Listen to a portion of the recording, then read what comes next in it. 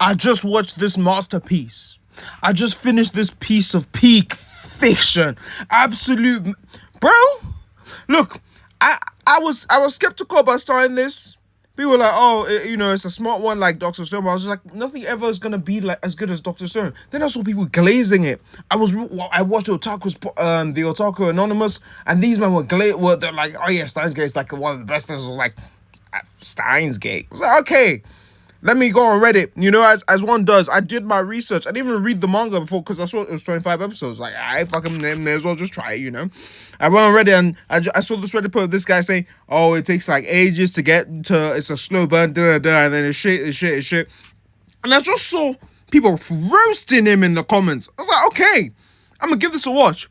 Episode 1 and 2, peak fiction. When he finds her dead, and then I was so confused. I was like, why is she acting like she's met him before? What's going on? Episode 1 and 2, they were peak fiction. That's an intro. I was like, oh, okay. He went back in time. This is making... Oh! I will hold my hand up and say, from episode 3 to 8, I kind of treated it like when I was watching episode 1 to 13 of Freerun. Like, it was nice to have on. It was like a slow burn. I was slightly bored, but I wasn't bored to the point where I was falling asleep. I was just like, oh, this is that part. This is like the season 1 of Tower of God part, where, things are slow burn, Episode 8, when they uncover the CERN files, I was like, oh, people getting murked. That's one thing I do wish they kind of revisited, because we never actually saw anything else get turned into green jelly apart from the human beings and the bananas that they turned. Like, I would have liked to see something else with that. But from there, the show lifts off and it doesn't stop. Ocarin, this guy went through. I can't believe that all of this happened in 3 weeks. I think after the second time of seeing what's her name? The little girl with the hat. Because this is 25 episodes. That's not enough time for me to remember names. I think if I saw her die for the second time, I'm trying to the game. I'm not doing this again, bro. I'm not doing all of this. What do you mean? I've gone back in time twice. And you've died twice. Oh my days. When she pulls up, the one behind the one in blue, when she pulls up and his gun's blazing, I was like, oh, we're murking niggas. We're killing. I was like, oh, because I did not expect, from the start of this until episode 8, I did not expect that we were going to see any action like that in this anime.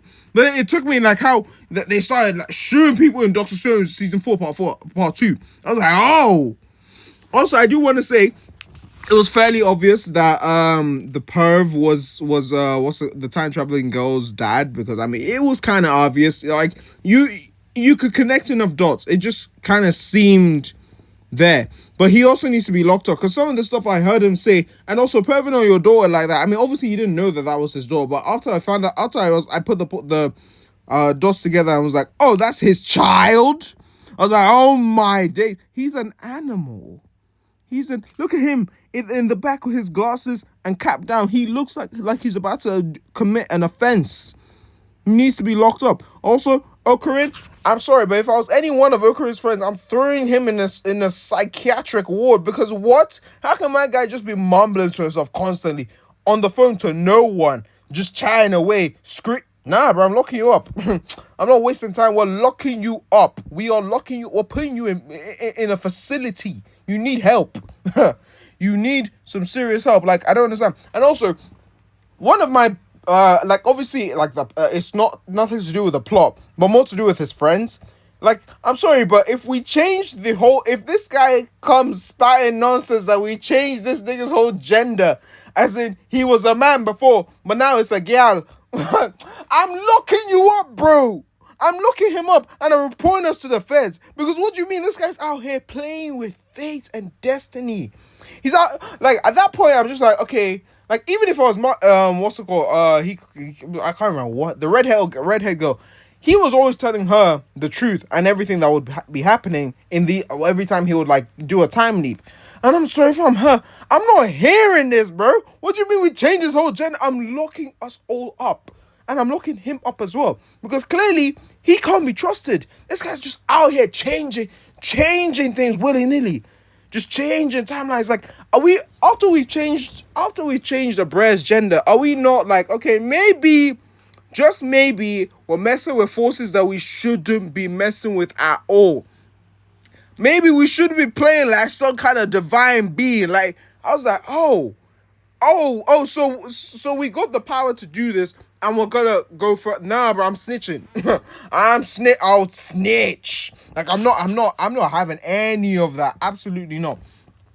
Then we go up to episode 17 where Ferris sacrifices herself to go back. The first time when she failed, that broke me, bro. I almost shed a tear. Like, I couldn't believe it. When she wrote the letter, I failed, and then it goes off like she just stopped. Oh, that broke. And then when the I think 17 was definitely my favorite episode. And this show, what's it called? This show is 18 when he goes on the date with the guy that's he was a man, then transition. Well, not transition, but they go back in time and tell his mom to eat a bunch of vegetables, which is, I don't know if that's a true thing. I mean, obviously that's not true, but when he goes on that date and then eventually treats her, I don't even know what this guy's name is. Treats her like what's it called? Like how he normally treats her. I was like, oh, this show is ahead of its time, man. They're tackling subjects that, like, you know, shows nowadays are trying to shoehorn, but they dealt with it perfectly. Yeah, and I was like, damn, episode 20.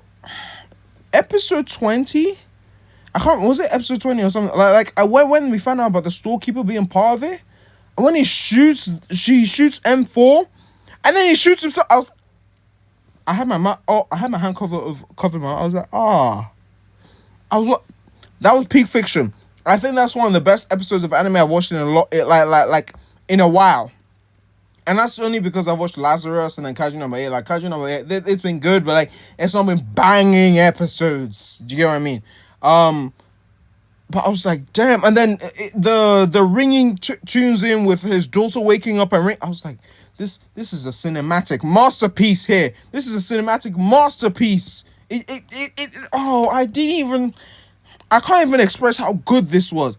And then episode 21 with Mayuri's monologue at her grandma's grave. That almost brought me to tears, man. That almost brought me to tears. Like, this anime was great. 25 episodes of okay, I won't say all 25 were perfect. Episode 4 to 8 were definitely slower, but I'll give this deserves a solid 9 out of 10.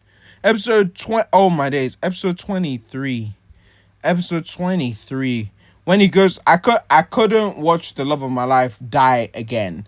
I'm just not doing that. Also, maybe this is just me, but I think he's good with both of those girls. Like, they could have changed the story. Like, if they did, I know there's a Steins Gate 0, but like, if they did that timeline where he's in love with her rather than redhead girl, I wouldn't be mad at it. Like, I would. It wouldn't be the worst thing. And I know there's already a fandom for this, and I'm gonna search already to see what people think. And I know I'm gonna get hate for this take, but it is what it is. I personally could see him with either one of them. That's just me. Maybe I need to rewatch the show. But overall, this yeah, I 2,000,000% recommend watching this. I see why people call it a staple. Like, damn, this was a show. This was an anime. Like, fuck. Wow.